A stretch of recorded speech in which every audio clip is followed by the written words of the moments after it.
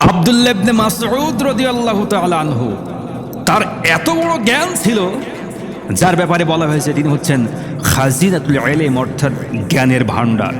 তিনি উমর ফারুকের শাসনামলে কোনো একটি বিষয়ে ফতোয়া দিলেন, তাকে নিষেধ করা হলো, ফতোয়া দিতে তুমি পারবে না।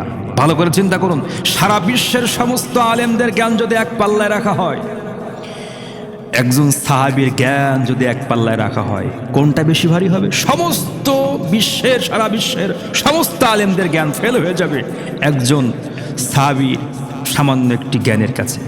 আর সেই সাহাবাদের মধ্যে ইবনে মাসুদ, যাকে বলা হয় জ্ঞানের ভাণ্ডার, তাকে ফতোয়া দিতে নিষেধ করা হয়েছে। আর আমরা দ্বিধার্থে চায়ের দোকানে ফতোয়া পাওয়া যায়, যে ফতোয়া দিতে গেলে মুফতি সাহেবেরা পর্যন্ত বোর্ড গঠন করে ঘেমে যায়, ফতোয়া দিতে পারে না। সেই ফতোয়া চায়ের দোকানে আপনি উচ্চারণ করার সঙ্গে সঙ্গে চা খায় আর বিড়ি খায়, উনি ফতোয়া দিয়ে দেন।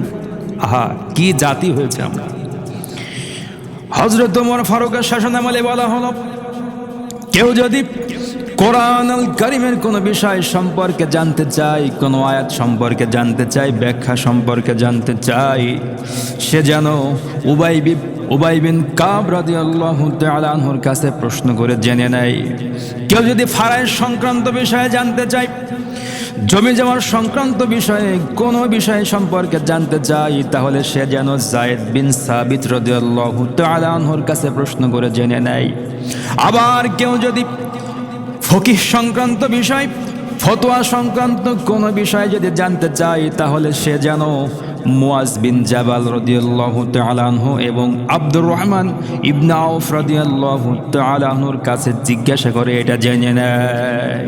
একটি বিষয়ে এক একজন সাহাবা একরামকে নিয়োগ দেওয়া হয়েছে ফতোয়া দেওয়ার জন্য। ঢালাও ভয় ফতোয়া দেওয়া যাবে না। আবু বকর সিদ্দিকের জামানায় 8 জনকে নিয়োগ করা হয় ফতোয়া দেওয়ার জন্য, 8 জনকে। এর বাইরে কেউ ফতোয়া দিতে পারবে না, কেউ দিতে পারবে না। এখানে ওখানে, রাস্তাঘাটে, দোকানে ফতোয়া দেওয়ার কোনো নিয়ম ছিল না। এই 8 জন সাহাবীর মধ্যে একজন হচ্ছেন সাইয়েদনা আব্দুর রহমান ইবনে আউফ রাদিয়াল্লাহু তাআলা।